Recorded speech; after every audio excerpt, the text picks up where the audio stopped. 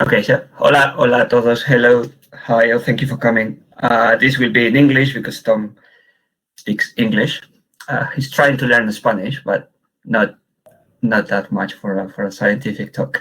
I'm introducing Tom today because we have met for a long time, have known each other for a long time. We did our PhDs together in Oxford.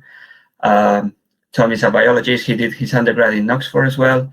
Then, as I said, his PhD, and he's now a postdoc at the Royal Botanic Gardens in Kew, which many of you have probably visited.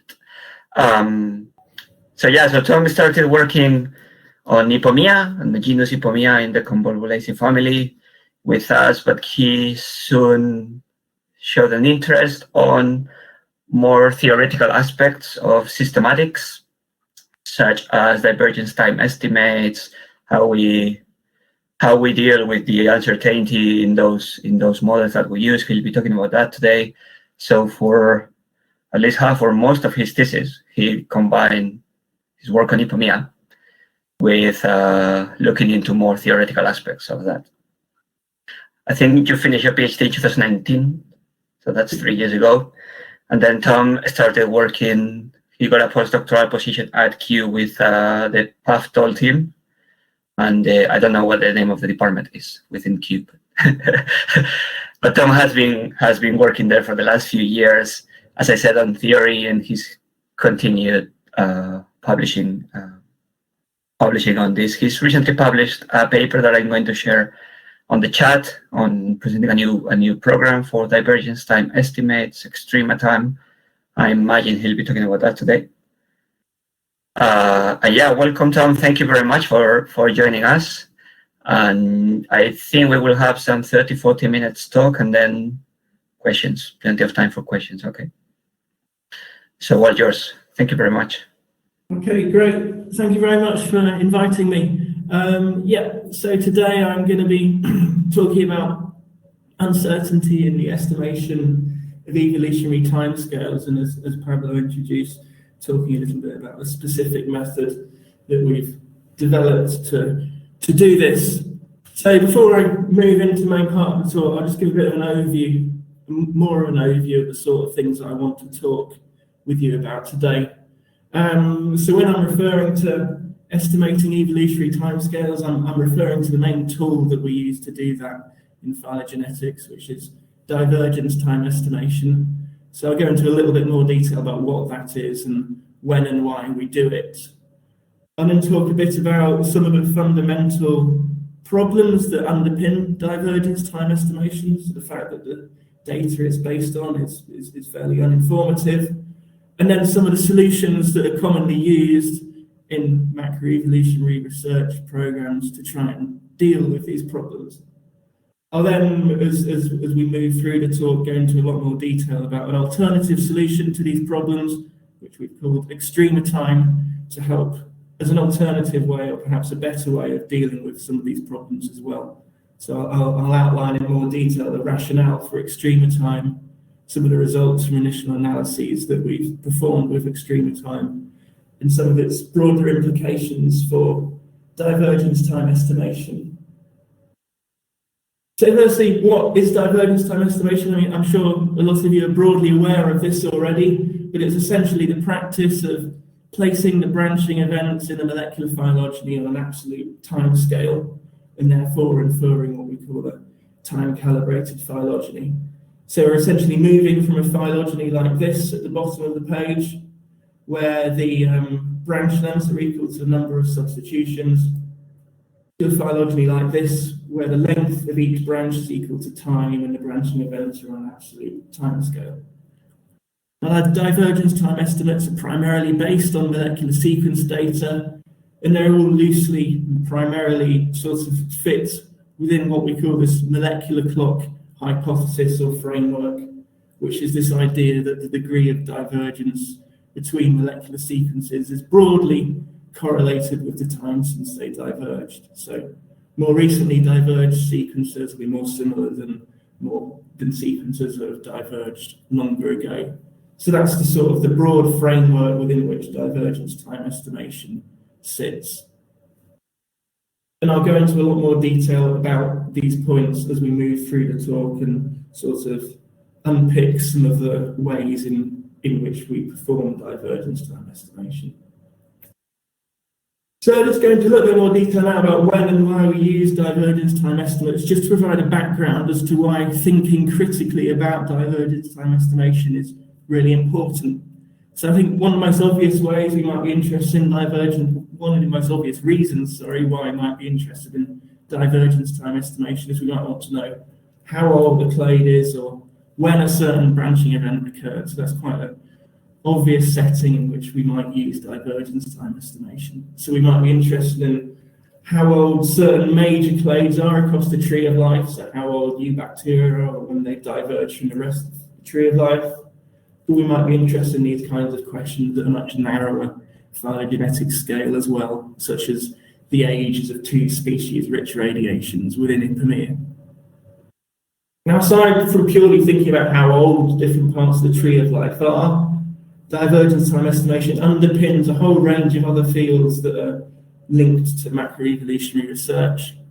So perhaps one of the most important of these fields is historical biogeography. So I'll just outline an example here of how divergence time estimation can be really important. So in this in both the phylogenies, we've got four taxa, A, B, C, and D.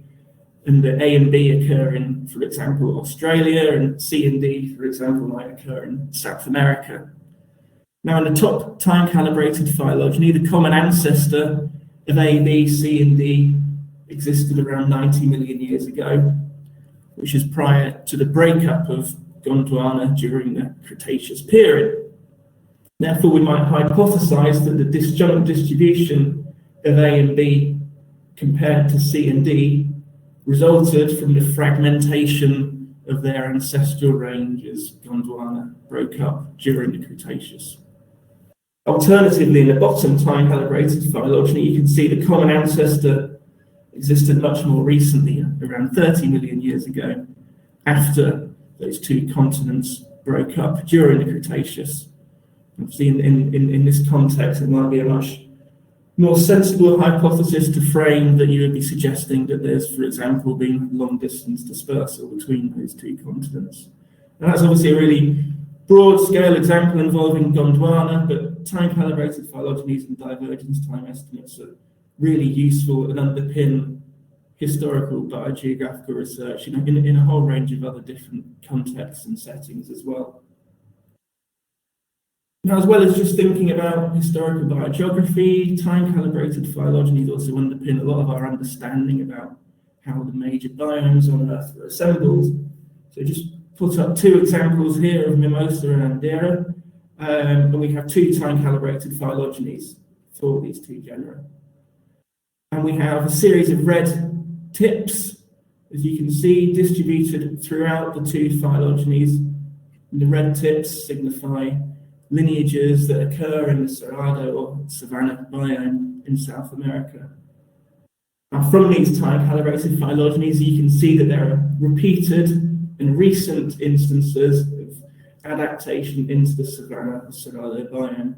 So there's been lots of repeated instances of adaptation into that biome within the last 5 or so million years. The studies like this have been really instrumental to informing our understanding of how the Cerrado biome was assembled and the fact that it resulted from the recent colonization of lineages from other habitats, which contrasts quite markedly to some other biomes in the tropics, such as the seasonally dry forest, which has much older diversity. Now, one final area where divergence time estimation is really important is in understanding how diversification rates vary across the tree of life. So diversification rate estimates are generally wholly dependent on having accurate or at least having a time-calibrated phylogeny. And diversification rate estimates in the context of time-calibrated phylogenies have been really instrumental to illustrating the extent to which diversification rates vary so radically across the tree of life. So we've got one example just shown here, which is again an Ipomoea example, and we've got this species-rich radiation of Ipomoea with the orange and lighter blue branches where the diversification rates are higher than compared to the rest of Ipamea. So I hope those examples, both thinking just about how old things are, but those other areas as well, such as biogeography, biomes, and investigating rates of diversification, I hope they've highlighted why divergence time estimates are really important, and why thinking critically about whether divergence time estimates are robust or reliable is something that's really important as well. So I'm going to move on and talk a bit more now about some of the main problems that underpin divergence time estimates.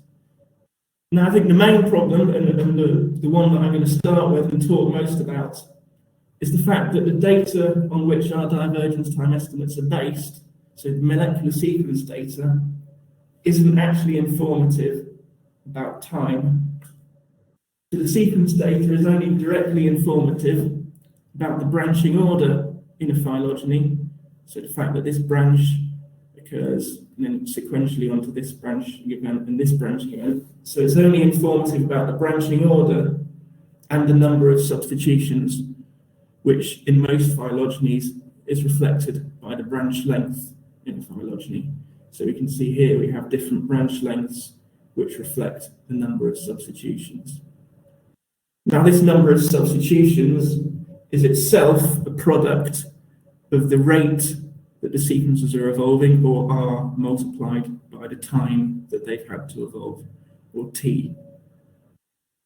But this problem, the fact that the sequence data isn't directly informative about time, is the case regardless of how much sequence data we're actually analysing. So regardless of how long our alignment length is, how many loci we're analysing. So you could build a hypothetical phylogeny of the entire genome of every single organism on the planet, and you'd still be fundamentally flawed by the problem that the sequence data doesn't give you direct information about time. Now, this situation could be okay if we, for example, in some hypothetical, perhaps definitely unrealistic scenario, where, for example, we knew the age of one clade without error and the substitution rate was the same on every single branch in the phylogeny. For example, we could have a fossil that's indicated by the red spot here, which is exactly the age of the root node of the phylogeny, and the substitution rate could be the same on every branch, so R1 equals R2 equals R3 and so on. Now, in that case, we'd be able to estimate a common substitution rate across the entire phylogeny with this equation here, which in turn would enable you to estimate t for every single branch in the phylogeny, therefore giving you accurate divergence times. However, that's obviously unrealistic. So in most cases, the substitution rate isn't, or in virtually every case, the substitution rate isn't the same on every single branch in the phylogeny. So R1 doesn't equal R2, which doesn't equal R3. And in virtually every case, fossils don't correspond to the ages, directly to the ages of a particular clade. So there's often quite a big discordance between the age of the fossil and the actual age of the clade. So overall, that's quite a number of problems now. So we've got the overall problem that the sequence data isn't actually informative about time. And then we've got these other underlying problems as well, that the fossil record only corresponds fairly indirectly to the ages of different clades, and the substitution rates vary on all the different branches in the phylogeny. So I'll now move on to some of the solutions or potential or supposed solutions that people use to try to deal with these problems in macroevolutionary research and divergence time estimation. These solutions essentially center around making quite a number of different assumptions about the evolutionary process.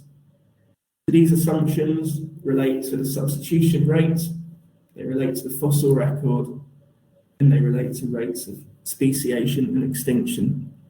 So I'll go into them in a little bit more detail. So when we're making assumptions about substitution rates, we often use something called a relaxed clock model. Now, the basic rationale of a relaxed clock model when estimating divergence times is a good one. It's essentially a model that enables substitution rates to vary between different branches in a phylogeny, which in most cases is biologically realistic. However, the important caveat of relaxed clock models is that although they allow substitution rates to vary, they make quite important assumptions about how substitution rates vary. So the kind of the nature of the substitution rate variation in the phylogeny. So one of the most commonly used relaxed clock models is illustrated here, which is called an uncorrelated log-normal relaxed clock, assumes that the distribution of substitution rates in the phylogeny corresponds to a log-normal distribution.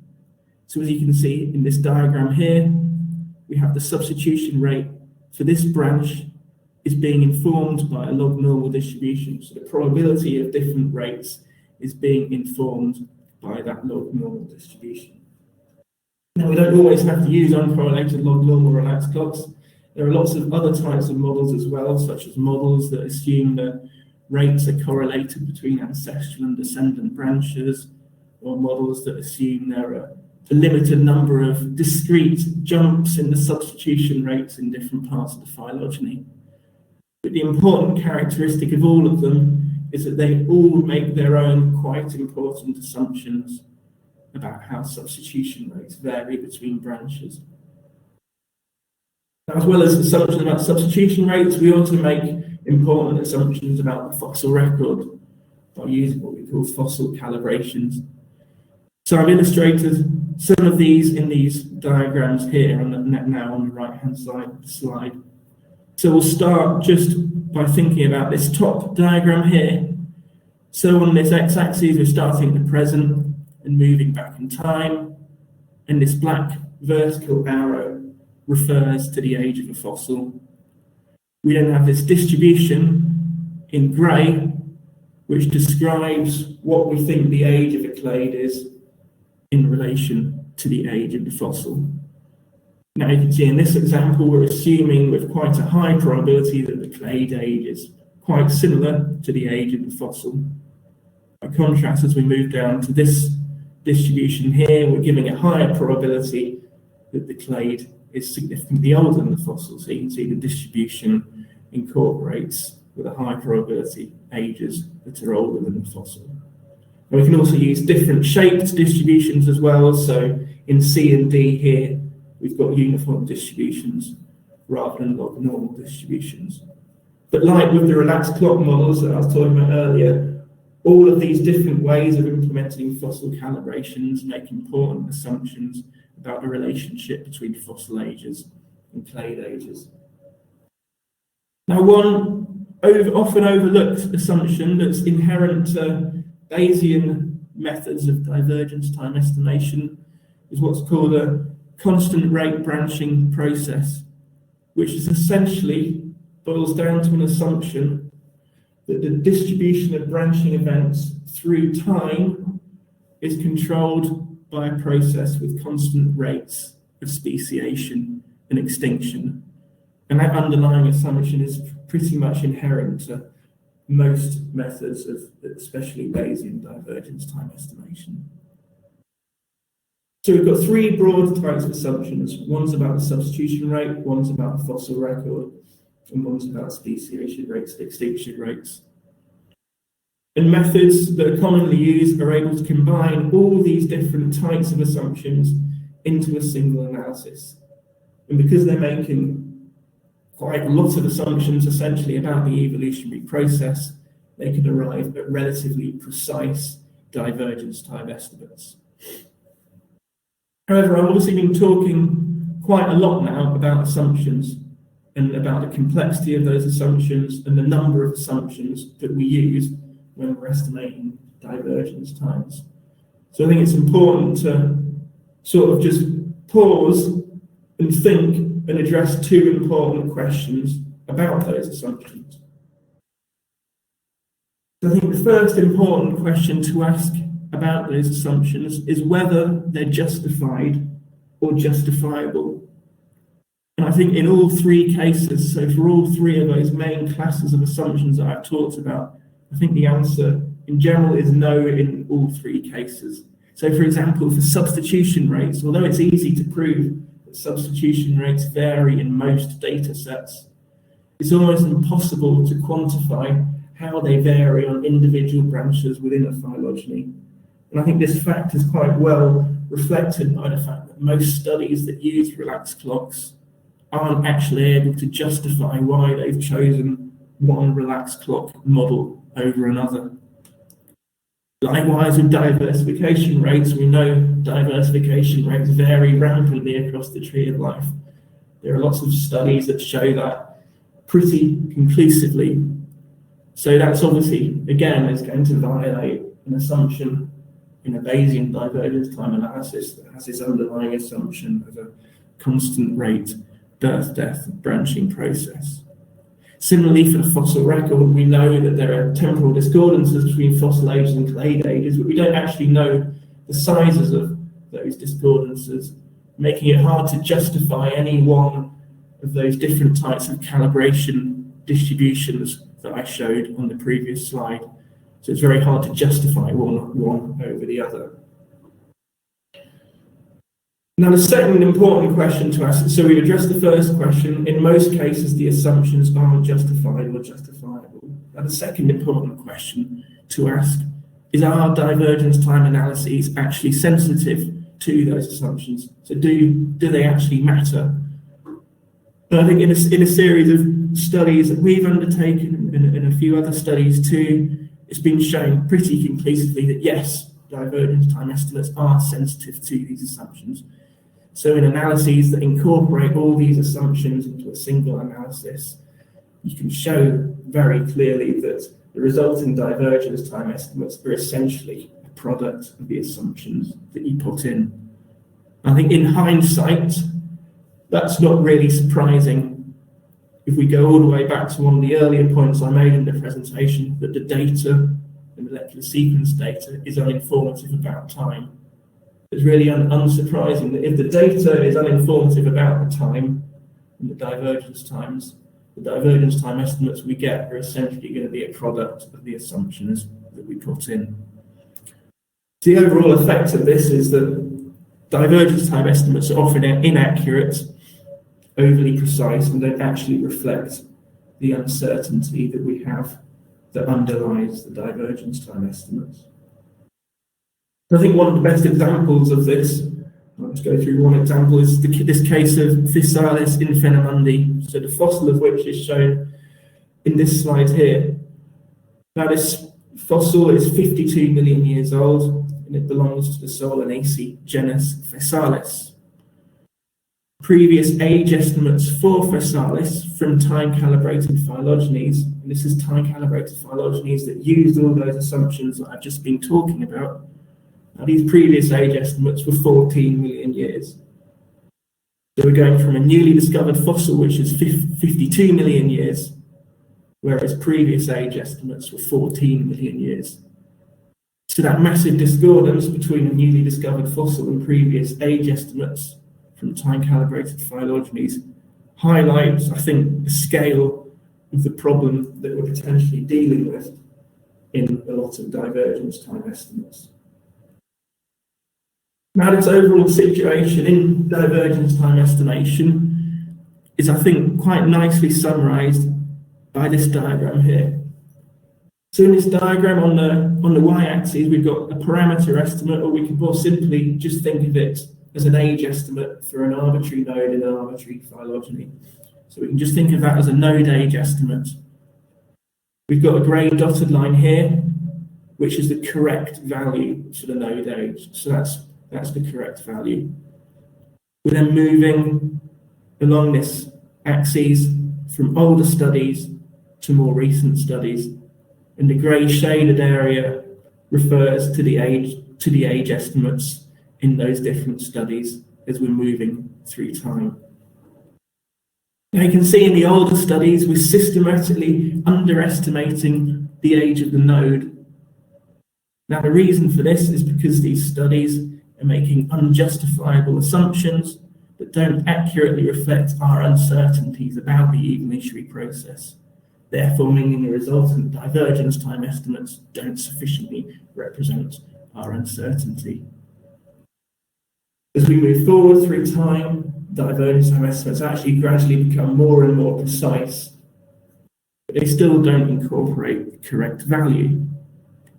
We then acquire some kind of new information about halfway through this time series, which causes the divergence time estimates to change quite dramatically and become dramatically older, such that they contradict the earlier divergence time estimates. So the error bars don't actually overlap at all, and they're really directly contradictory.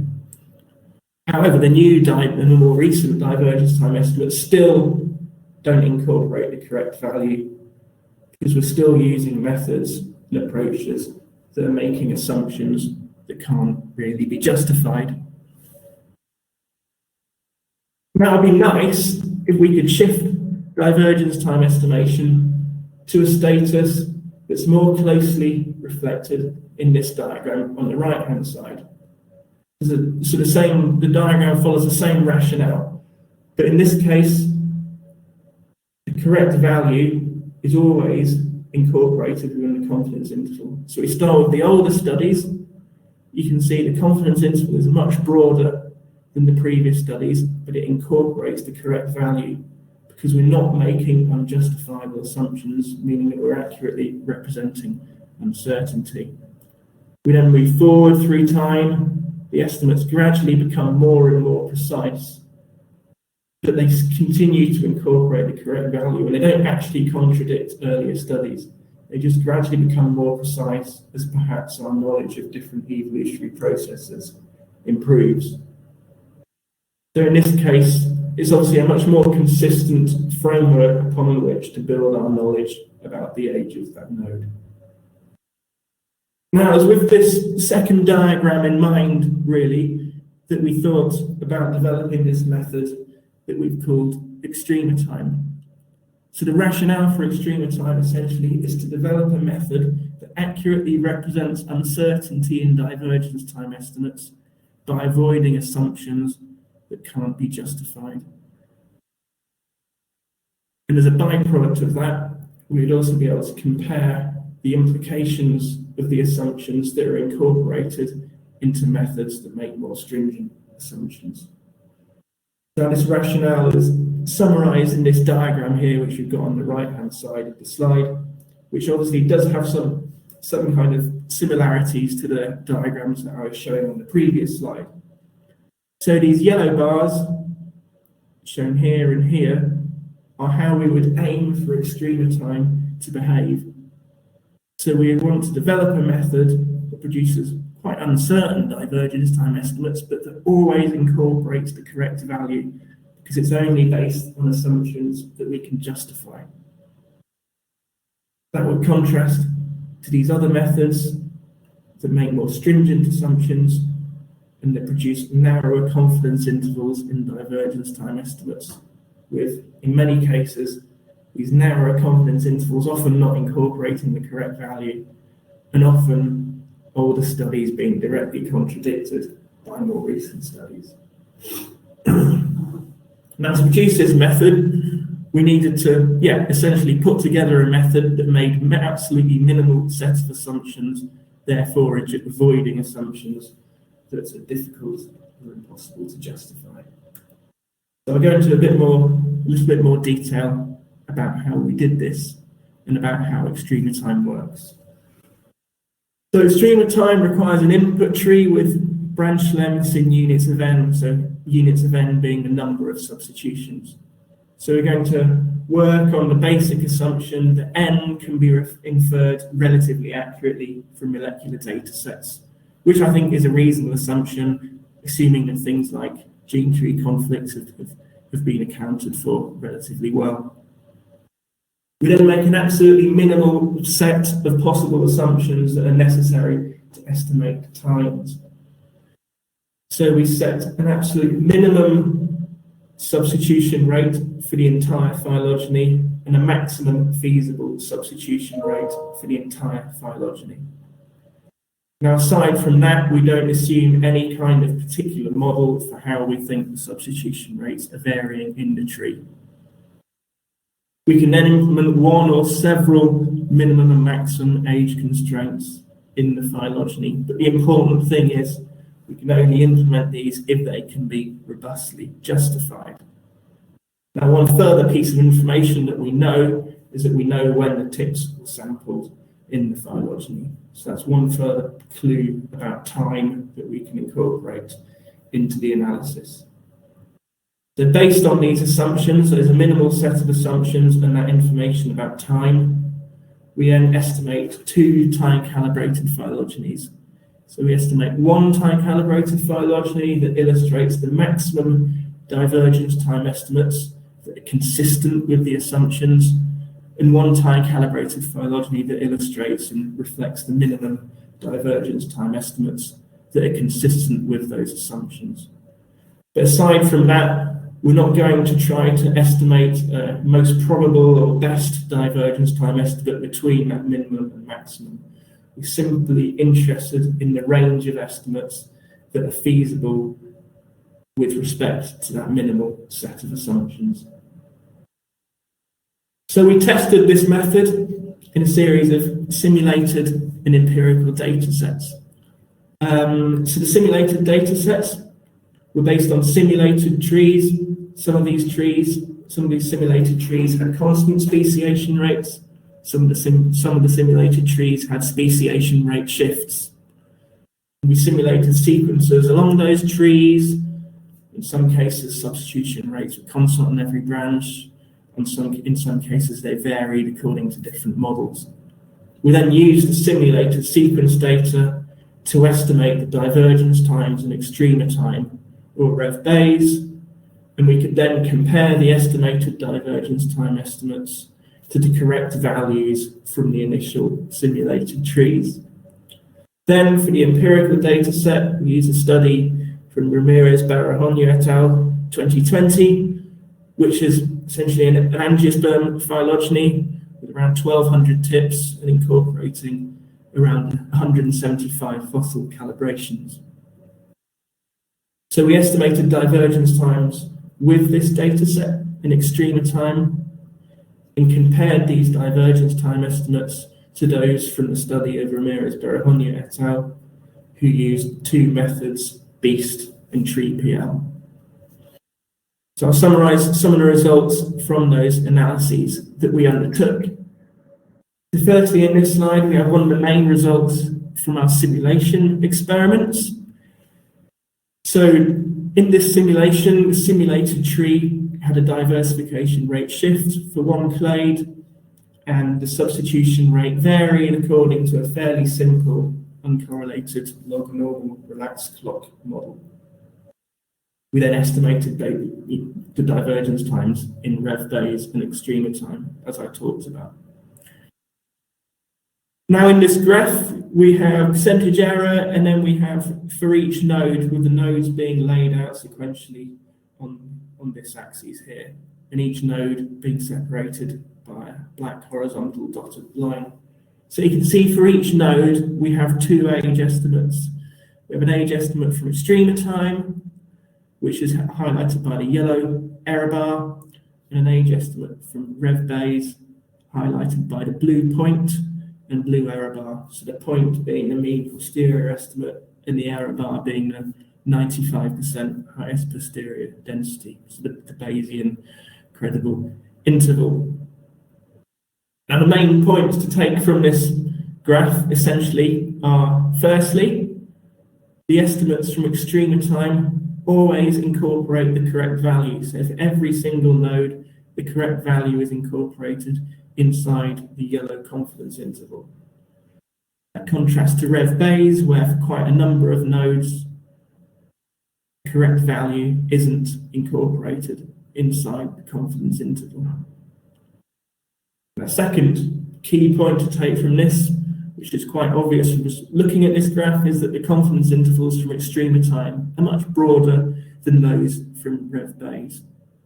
The overall reason for all of this is because extrema time makes much fewer assumptions about the evolutionary process compared to RevBase. However, although it makes fewer assumptions, it avoids unjustifiable assumptions, unlike RevBase, and as a result, the confidence intervals always incorporate the correct value because they better reflect the uncertainty in the divergence time estimates. Now here we've got the main results from one of the empirical analyses that we undertook.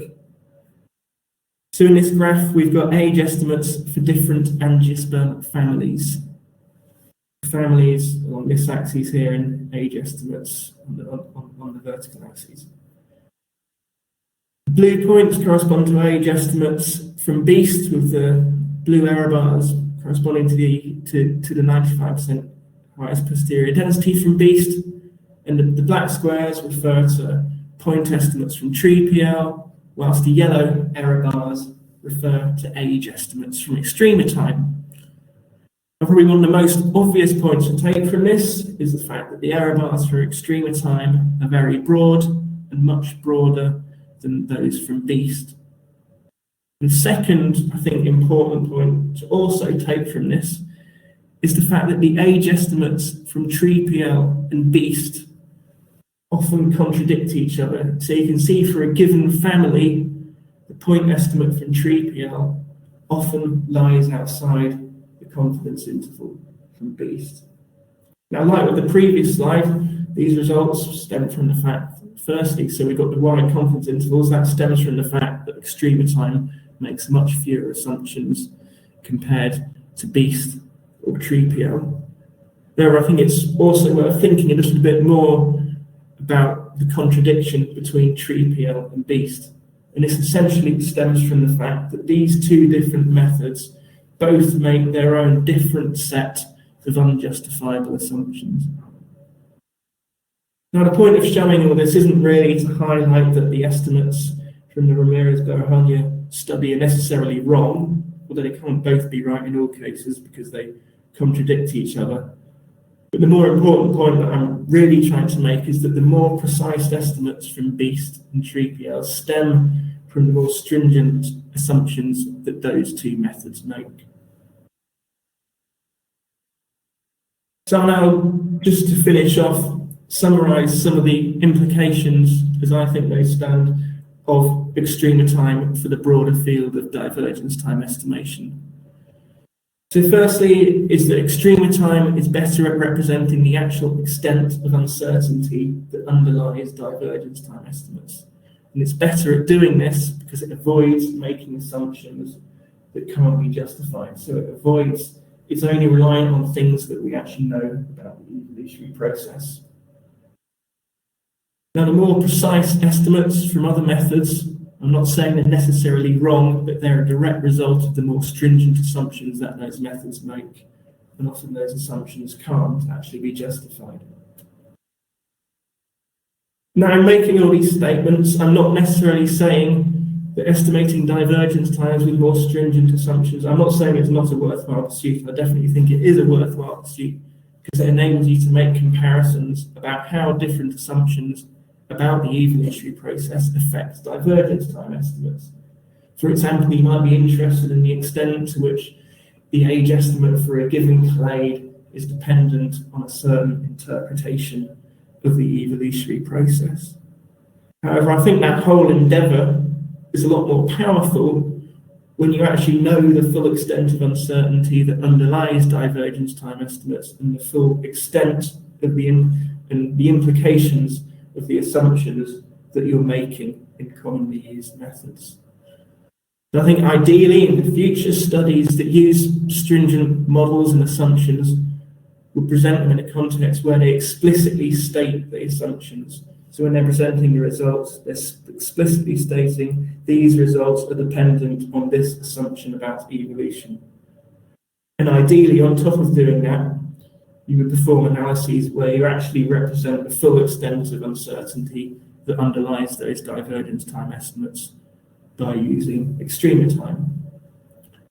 So yeah, that's all I wanted to talk about really today. So I'd be interested in answering any questions that any of you might have. So thank you very much for listening. Thank you very much, Tom. A lot to think about. How do I stop sharing? I think you did it. I did it already. Okay. Great. Yeah. Do you guys have questions for Tom? I think you can either type them on the chat or show yourselves on the screen. I have a question, Tom. Yeah. I don't work on this, but I obviously use your results to interpret evolution or other patterns. So how could you, if you have to start a divergence time estimate analysis from zero, so you have a new phylogeny of any group, you think you could start with extrema time, so no assumptions and very few assumptions. And once you have the results of that, try to apply model-based methods, so a two-step process. Yeah. Yeah, I mean that's how I would. That would be to me the most fruitful way of approaching a divergence. A big divergence time study would be to start from a basis, stripping back all those assumptions and starting from a basis of a really simple set of things that we can actually justify and that we actually know. That will undoubtedly give you very uncertain divergence time estimates like that penultimate slide I showed you. It gives you a perspective of what you're dealing with. And then, which I think is really useful and really powerful, then obviously people often want to test specific evolutionary ideas with divergence time estimates. And I think then there's definitely a place for implementing different kinds of models that make more specific assumptions. But you're doing that and testing your hypothesis based on those models as well. But you're doing that in a context where you know what the overall uncertainty is in the divergence time estimates, because you performed an analysis where you've taken right back all the assumptions that you've made. Thank you. I have a few questions. Yeah. Thank you very much. It was super interesting, discouraging or encouraging, or I don't know how to define it. So I was wondering, so what you're proposing will be analogous to using BEAST or other models, like just applying uniform distributions? So it would be, so the fossil part of it would be broadly analogous to, so yeah, the way extrema time implements fossil calibrations is somewhat close to using a uniform calibration density in BEAST.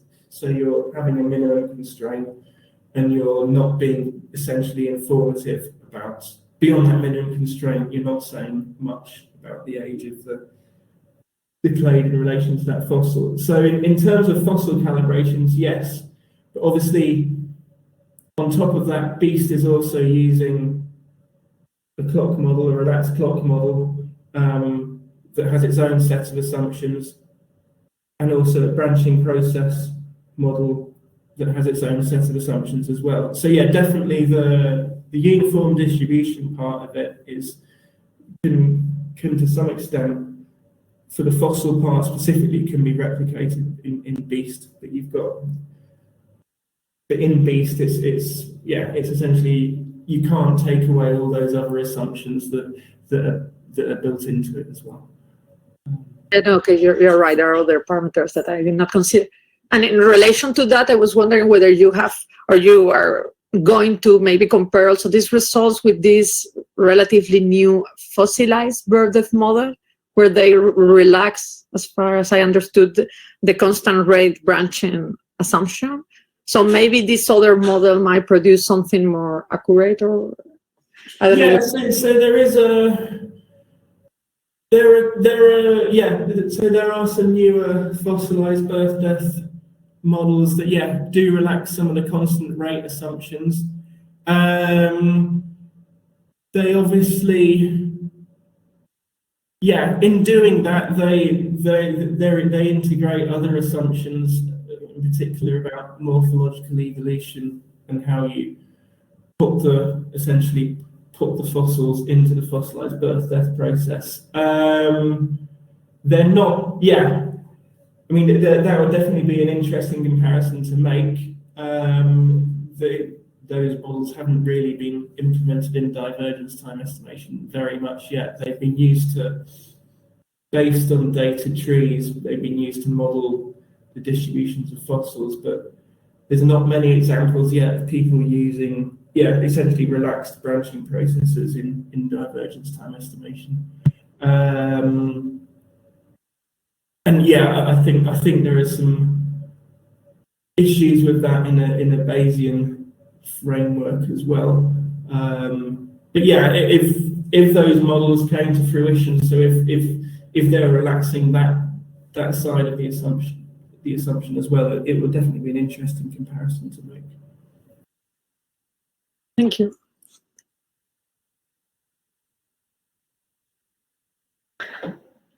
So from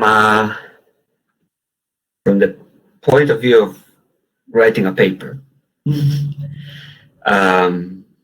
so a lot of papers we have, or all the papers we have and we write, try to give ecological sense to our results, for example. So we try to say whether, or to explain whether a given clade diverged at a specific point in time. But what you're proposing here is much more complex, also in terms of the narrative, because if we have to account for all that uncertainty, sometimes that uncertainty can be, or in many cases it will be millions of years, right? The intervals will be quite broad. I mean, so putting that into a narrative. It will be harder. It will be hard. It will definitely make things. It will make it harder to place divergence time estimates in a narrative because you'll have to caveat it. So you can do the extreme analysis, then do a model-based analysis and put a narrative on that, but you'd be having to caveat it with based on this model and this is the overall uncertainty. So you would have to be caveating those narratives in a lot of cases at every single step. I still think that's so it would be harder. So I was thinking that more than interpreting extrema time as final results, it's much more powerful if you use it as a starting point to check where you're at and then build on from there. Depends what kind of question you're addressing, I think. If you were,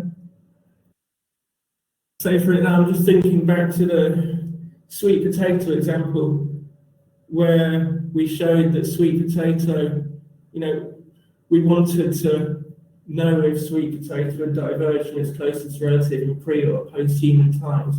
That was quite a simple question, really. So having really extreme error bars on that question, on analyses relating to that question, wouldn't really matter because you'd still be able to address the question, even in the context of those error bars, they don't go to 10,000 years ago. I think in more complex analyses like diversification rate analyses, it would be very hard to run diversification rate analyses on a data tree with error bars the size of some of them that are expressed on extreme time.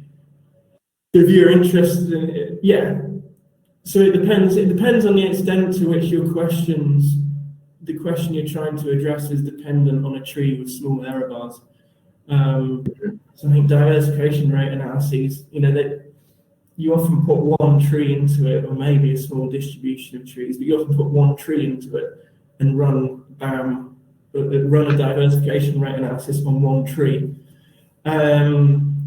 That's more feasible if you've got smaller error bars, basically.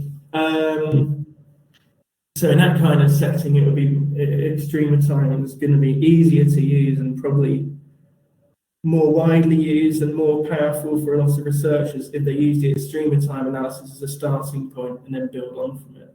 But yeah, I think it depends on the question that you're dealing with.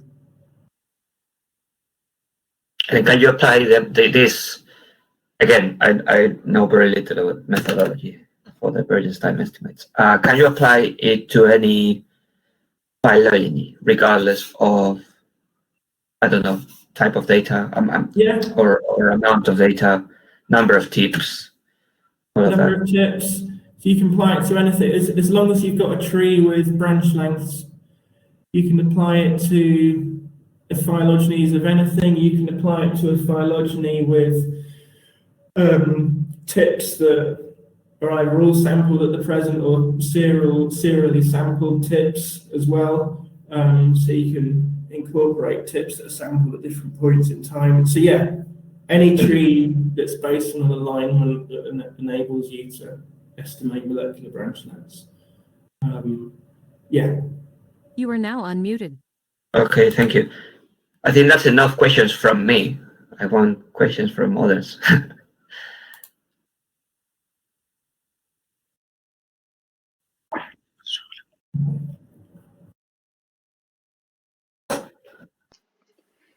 Can you hear me?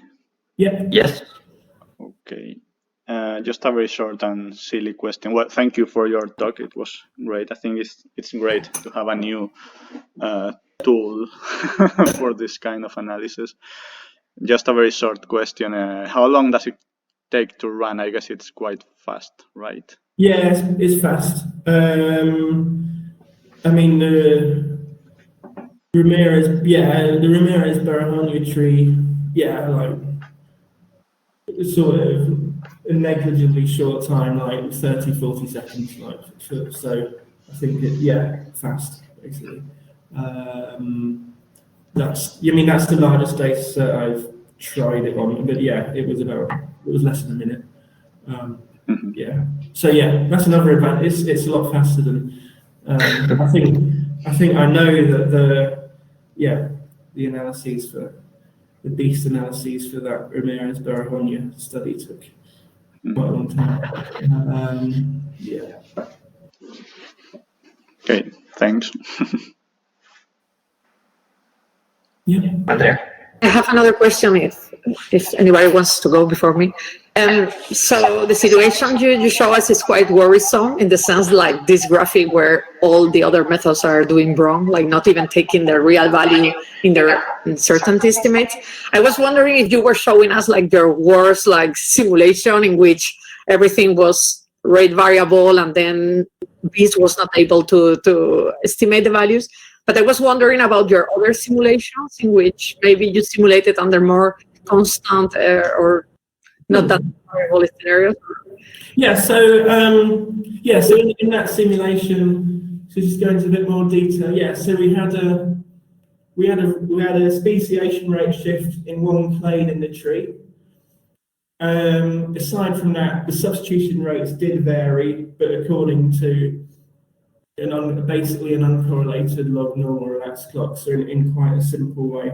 So the Rev Bayes analysis was set up where the uncorrelated log normal relaxed clock was parameterized in exactly the same way as how the data was simulated. So the part that was violating Rev Bayes was the speciation rate shift.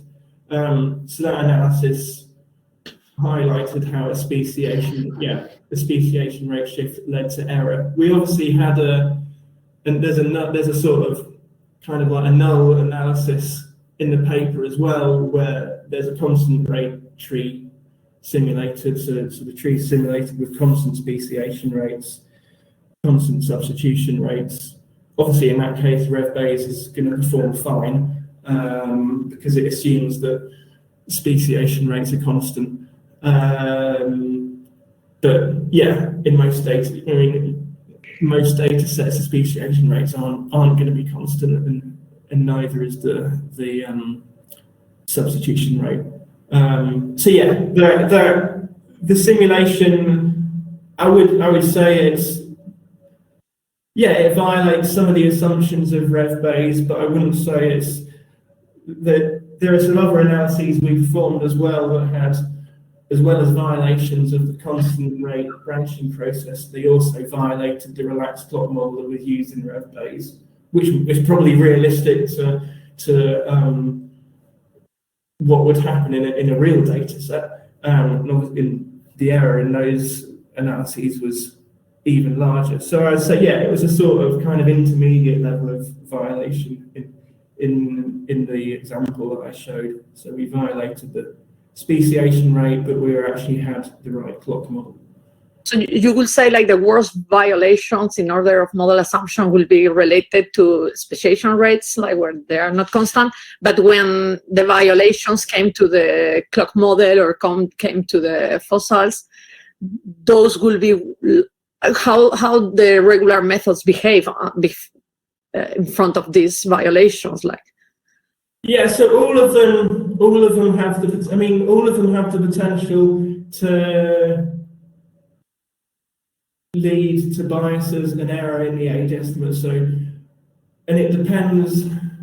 Yeah, it depends on how the analysis is set up. So if you have an analysis with a relaxed clock model with a really broad variance, then the speciation rate client tends to have a larger effect. If you have a relaxed clock model with a narrower variance, then the relaxed clock model tends to have a larger effect on causing error. So that they kind of, all three of those classes of assumptions, so the fossil record ones, the speciation rate ones, and the substitution rate ones, they all interact, and it essentially it depends how you set up the analysis, whether or not which set of assumption is more important or is likely to lead to more error. So it depends, really. There's not one answer to that. Yeah, I understand. Yeah, okay. No, thank you.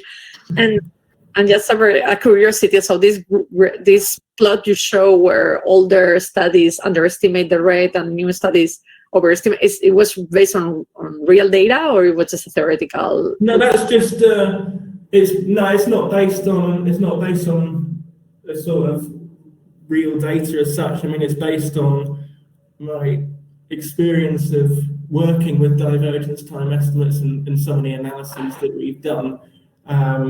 But the actual scale on it's just an arbitrary scale. It's illustrative of what the state of divergence time estimation is.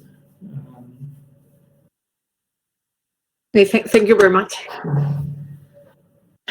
Brilliant. Thank you very much, Tom. Are there any other questions?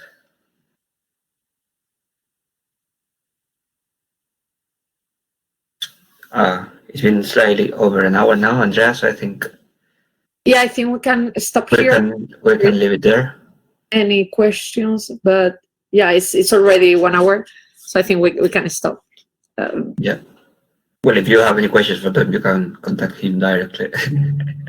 Thank you again. Thank you, everyone, for being here. Thank you, Tom, for joining us today. Thank you for inviting me.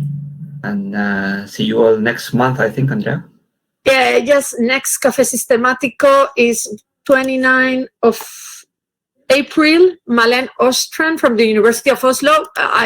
She hasn't given the title of the talk, so we don't know yet. But yeah, we will announce it like with a few days before. And thank you very much, Tom. It was super interesting. Thank you. It was also very didactic, like.